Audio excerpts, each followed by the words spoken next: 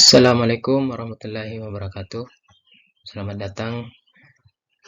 Nama saya Fahri Husaini, mahasiswa Prodi Informatika di Universitas Siber Asia dengan nomor NIM 2104 01010173. Baik, pada pertemuan kali ini saya akan membawakan presentasi dari tugas mata kuliah Arsitektur dan Organisasi Komputer.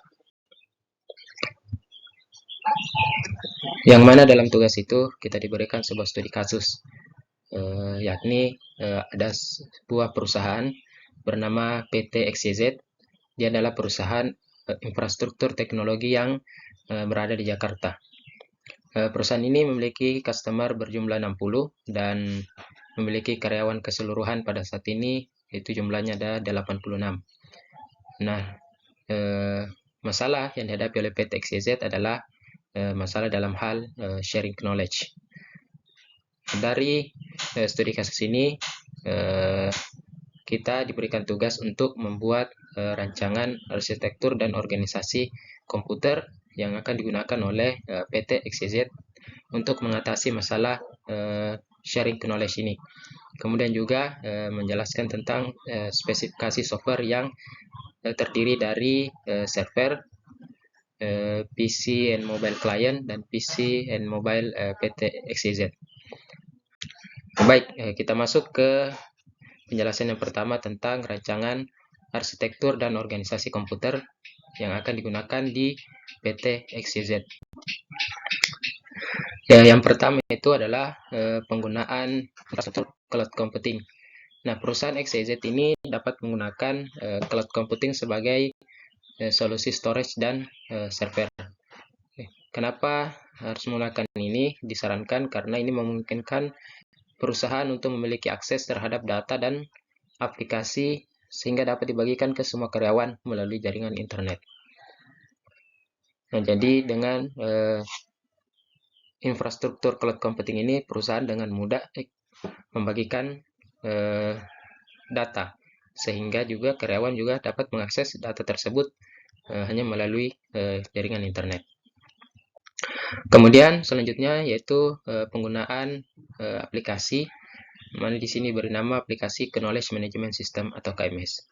Nah, karena dalam studi kasus itu juga disebutkan bahwa aplikasi atau sistemnya sudah ada, tinggal dibangun, kita anggap bahwa dalam penggunaan ini PT XYZ sudah memiliki KMS, yang mana fungsi dari KMS itu sendiri sebagai platform. Jadi bagi karyawan untuk berbagi dan mengakses data, pengetahuan dan informasi yang diperlukan. Jadi kita anggap bahwa aplikasi KMS ini sudah ada di PT XYZ. Kemudian selanjutnya yaitu penggunaan single sign-on atau SSO. Nah, perusahaan PT XYZ ini dapat menggunakan SSO untuk memastikan bahwa karyawan itu dapat masuk ke aplikasi KMS tadi dengan mudah dan cepat. Nah, karena dengan adanya SSO ini atau single sign-on ini, itu memastikan bahwa karyawan itu tidak perlu mengingat beberapa login dan password untuk setiap aplikasi yang digunakan. Jadi ketika dia sudah masuk sekali, maka itu akan terrecord. Jadi ketika akan masuk lagi, karyawan akan masuk ke aplikasi tersebut, ke aplikasi KMS untuk mengakses informasi atau membagikan informasi, itu akan masuk dengan mudah dan cepat karena penggunaan single sign-on ini. Nah, selanjutnya yaitu penggunaan Virtual Private Network atau VPN. Nah, VPN ini memungkinkan karyawan untuk bekerja dari jarak jauh dengan aman dan memastikan bahwa data yang dibagikan tidak dapat dilihat oleh pihak ketiga. Jadi, security access datanya itu akan lebih aman. Nah, kemudian yang diperlukan selanjutnya itu adalah arsitekturnya. Kemudian perangkat-perangkat yang diperlukan apa saja. Organisasi komputernya apa saja yang diperlukan. Nah, yang pertama itu ada server. Nah, server ini dijadikan sebagai server utama yang akan bertindak sebagai pusat informasi. Jadi ada server utamanya. tadi menggunakan cloud computing. Nah, ini ada di backup dengan server utama untuk menyimpan informasi dan data untuk digunakan oleh seluruh karyawan dan customer. Nah, server ini itu seperti tadi dapat melakukan backup dan memastikan data itu yang dibagikan adalah aman. Kemudian selanjutnya untuk saling mengakses, memberi informasi, membagikan data itu memerlukan jaringan. Di sini kita menggunakan intranet. Nah, kenapa menggunakan intranet? Karena dia merupakan jaringan internal yang terhubung dengan server dan memungkinkan karyawan dan customer mengakses data, informasi, atau sistem itu yang dengan lebih aman. Karena seperti yang tadi kita sudah menggunakan VPN, dan ada juga single sign-on. Nah, kemudian dengan adanya jaringan internet ini, jaringan internal, intranet, nah ini dapat diakses melalui PC dan perangkat mobile juga. Selanjutnya ada PC dan mobile client. Nah, ini yang akan digunakan oleh karyawan dan customer untuk mengakses data dan sistem. Nah, itu bisa menggunakan PC, perangkat komputer, atau menggunakan mobile atau ponsel. Nah, ini bisa dilakukan untuk perangkat ini ya, PC dan mobile client ini bisa membuat karyawan dan customer itu melakukan tugas atau mengakses informasi itu dari mana saja dan kapan saja. Karena dia sifatnya mungkin dengan PC itu mungkin aksesnya agak terbatas, tapi dengan mobile dia akan menjadi lebih mudah, lebih fleksibel. Kemudian selanjutnya adalah PC dan mobile PTXEZ. Nah, perangkat ini itu digunakan oleh khusus oleh PTXEZ. Nah, namun dia juga bisa menggunakan PC dan mobile. Nah, untuk memastikan bahwa setiap karyawan dapat melakukan tugas dengan mudah dan cepat. Jadi ada dua, ada PC dan mobile untuk klien, yaitu karyawan dan customer, dan ada juga satu untuk PT XYZ itu sendiri. Nah, dengan arsitektur dan organisasi komputer yang sudah disebutkan tadi, ada infrastruktur cloud computing, ada intranet, ada single sign-on, ada VPN, kemudian organisasi komputernya ada server, ada PC and mobile client, PC and mobile PTXZ. Itu diharapkan perusahaan itu dapat memastikan bahwa karyawan dapat berbagi dan mengakses pengetahuan dan informasi yang diperlukan dengan mudah dan efisien. Nah, ini akan membantu mengatasi masalah kesulitan dalam sharing knowledge. Nah, juga memastikan bahwa perusahaan, dalam hal ini PTZ, itu dapat beroperasi dengan efisien dan maksimal. Nah, kemudian yang selanjutnya adalah mengenai tentang software spesifikasi. Pertama di bagian server, PC and mobile client, dan PC and mobile PTXZ itu sendiri. Nah, kita masuk ke bagian server. Di bagian server itu ada beberapa hal yang perlu diperhatikan. Spesifikasinya, yang pertama adalah mengenai sistem operasi yang akan digunakan di server. Jadi di sini spesifikasi yang disarankan atau minimal itu Windows Server 2019 atau Ubuntu, ini berbasis Linux, versi 20.04 LTS. Nah, tentu ini akan nanti melihat tentang sebagaimana banyaknya data yang tersimpan dalam server, atau seberapa besar data yang akan dikelola. Nah, ini juga sistem operasi 2019. Mungkin ada sistem operasi yang lebih baru lagi, cuman ini adalah standar minimal. Kemudian database. Database yang digunakan itu adalah SQL Server 2019 atau MySQL versi 8.0. Nah, kemudian kapasitas penyimpanannya yang digunakan di server itu, ini setidaknya itu menggunakan storage access network SAN, storage SAN dengan kapasitas 1 TB.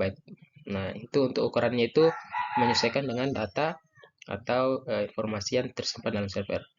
Kemudian konektivitas. Untuk konektivitasnya itu menggunakan jaringan menggunakan switch gigabit dan router berkualitas tinggi. Nah, untuk memastikan kecepatan akses datanya itu menjadi lebih cepat dan stabil. Kemudian yang terakhir adalah keamanan.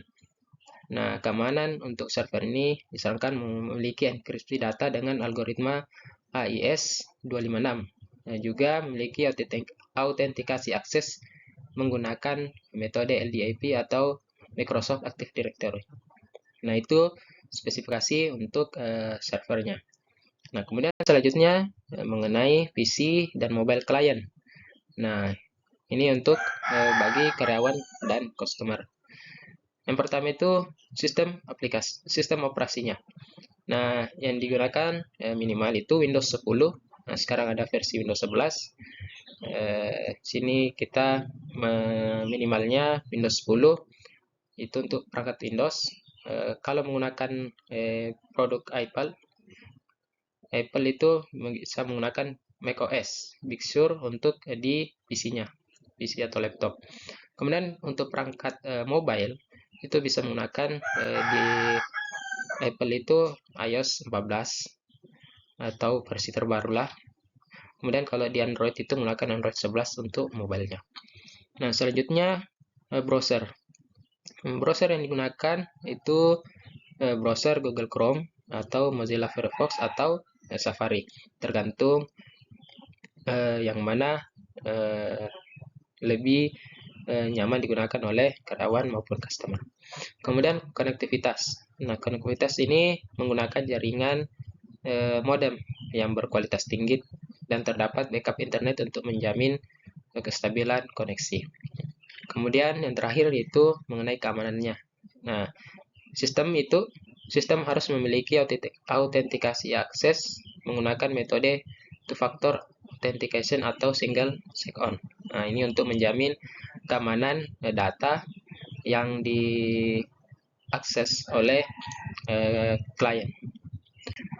Kemudian untuk perangkat bagi PTXEZ sendiri, PC dan mobile PTXEZ itu hampir mirip dengan yang digunakan oleh klien, namun memiliki spesifikasi yang agak berbeda, agak lebih tinggi. Untuk di bagian sistem operasi itu sama menggunakan Windows 10 atau macOS bagi yang menggunakan produk Apple. Kemudian untuk perangkat mobilenya itu menggunakan iOS 14 atau Android 11.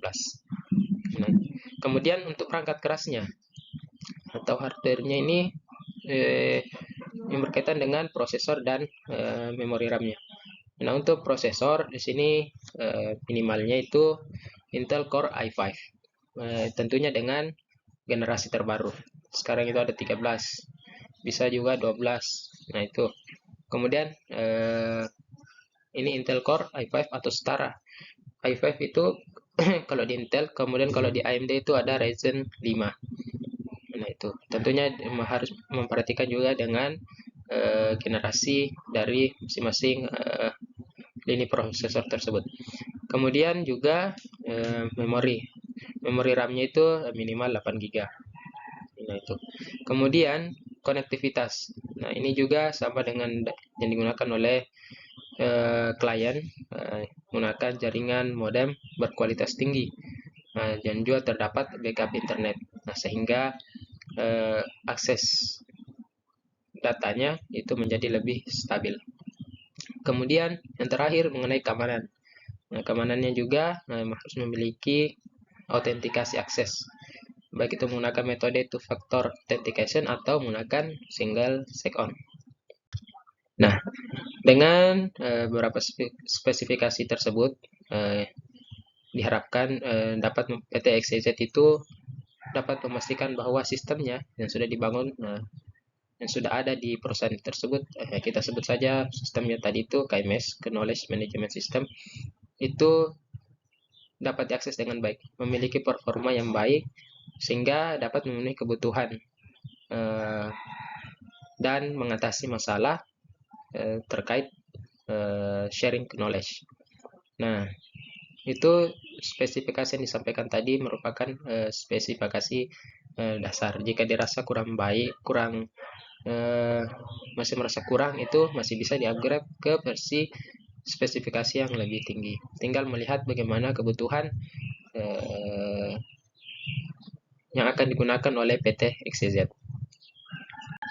Nah, demikian presentasi yang bisa saya bawakan mengenai tugas dari arsitektur dan organisasi komputer. Kurang dan lebihnya mohon maaf. Assalamualaikum warahmatullahi wabarakatuh.